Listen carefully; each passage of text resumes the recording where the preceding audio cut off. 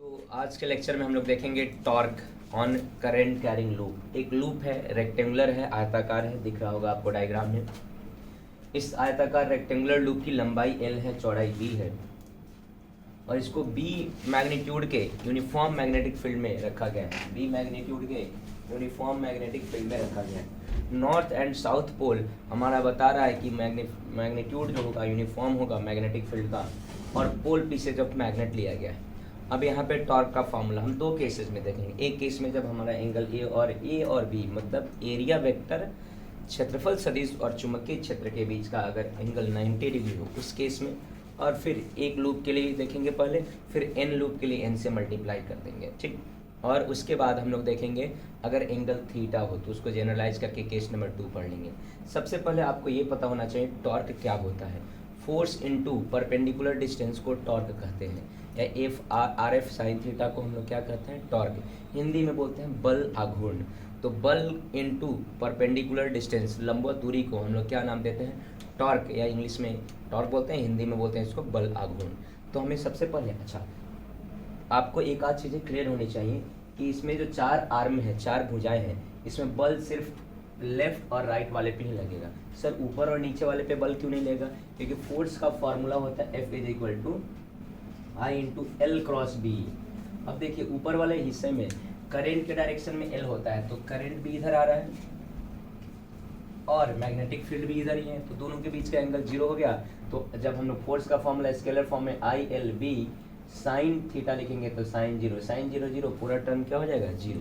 नीचे वाले आर्म में भी देखिएगा तो मैग्नेटिक फील्ड, करंट का डायरेक्शन इधर है और मैग्नेटिक फील्ड इधर है, दोनों के बीच का एंगल 180 डिग्री हो जाएगा। और उस केस में भी अगर आप देखते हैं तो हमारा फोर्स का फॉर्मूला होगा ILB और साइन 180 डिग्री। तो याद रखना अपर और लोअर आर्म पे फोर्स होता ही नहीं है। जब फोर्स नहीं हो तो टॉर्क का सवाल ही नहीं होता है, क्योंकि टॉर्क होता है फोर्स का इफेक्ट, या फोर्स इनटू परपेंडिकुलर डिस्टेंस। तो इस पे नेट फोर्स तो 0 होता है लेकिन नेट टॉर्क 0 नहीं होता है। तो हम लोग अलग अलग आर्म पे निकालते हैं, लिखेंगे फोर्स ऑन लेफ्ट आर्म। अगर बाएं भुजा पर क्या लिखेगा हिंदी मीडियम वाले, बाएं भुजा पे बल आघूर्ण। फोर्स का फॉर्मूला I, लेंथ बाएं भुजा की लंबाई B है ना कि L, तो B ILB कैपिटल B और साइन थीटा तो साइन 90 डिग्री। ऐसे कैसे सर? तो देखो इसमें DL किधर है, ऊपर की तरफ, और मैग्नेटिक फील्ड इधर, तो दोनों के बीच का एंगल कितना हो जाएगा, 90 डिग्री। तो इसमें इसलिए 90 डिग्री होगा। तो फोर्स हमारा निकल गया IBB। तो टॉर्क का फॉर्मूला, जो टॉर्क को टाउ से डिनोट करेंगे, टॉर्क का फॉर्मूला टाउ1 कितना हो जाएगा, तो फोर्स इनटू परपेंडिकुलर डिस्टेंस। तो कहाँ से परपेंडिकुलर डिस्टेंस सर? तो एक्सिस ऑफ रोटेशन से, जो डॉटेड लाइन से एक्सिस बनाया गया है वो घूमने की अक्ष है, घूमने का क्या है, अक्ष है, एक्सिस ऑफ रोटेशन है, घूर्णन का अक्ष है। तो घूर्णन के अक्ष से लंबवत दूरी की जब हम बात करेंगे तो टोटल दूरी यहाँ से यहाँ तक टोटल L है, तो आधी है तो L/2, इधर क्या होगा डिस्टेंस L/2, और इसके लिए भी डिस्टेंस राइट साइड के लिए भी कितना होगा, L/2। तो बोलो टॉर्क होगा, तो हम लोग लिख सकते हैं sir IB capital B into distance क्या होगा, L/2। तो अगर अच्छे से अरेंज करके लिखा जाए तो IL × B और कैपिटल B/2 लिख सकते हैं। I × एक साथ इसलिए लिखा गया है कि आयत का जो सॉरी रेक्टेंगल का जो क्षेत्रफल होता है, आयत का जो क्षेत्रफल होता है, आयत के क्षेत्रफल का फॉर्मूला क्या होता है, लंबाई गुने चौड़ाई। यहाँ रेक्टेंगल आयत का लंबाई L है और चौड़ाई B है, ये एरिया बन जाएगा। और area into current I × A, कल ही बताए थे, परसों बताए थे, मैग्नेटिक मोमेंट होता है, चुंबकीय आघूर्ण होता है। क्या होता है, चुंबकीय आघूर्ण।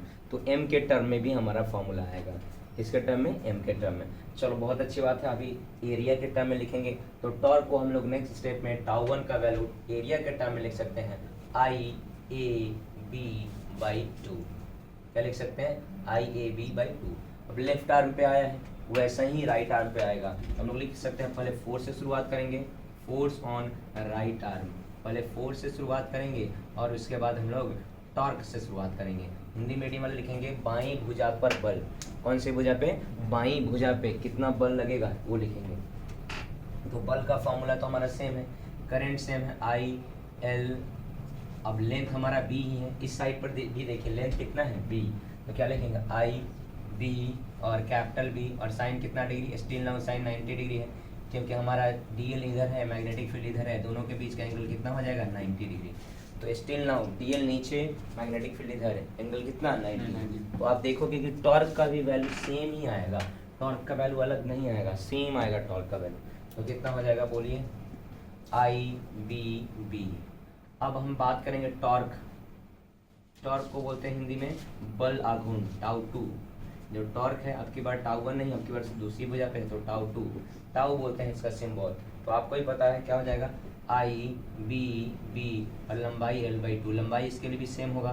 तो हम नेक्स्ट स्टेप में लिख सकते हैं I into L into B into capital B by two, या उसी स्टेप को, क्या नीचे तक दिख रहा है कैमरा में? यस सर, वहीं तक दिख रहा है, इस साइड पूरा दिख रहा है ना?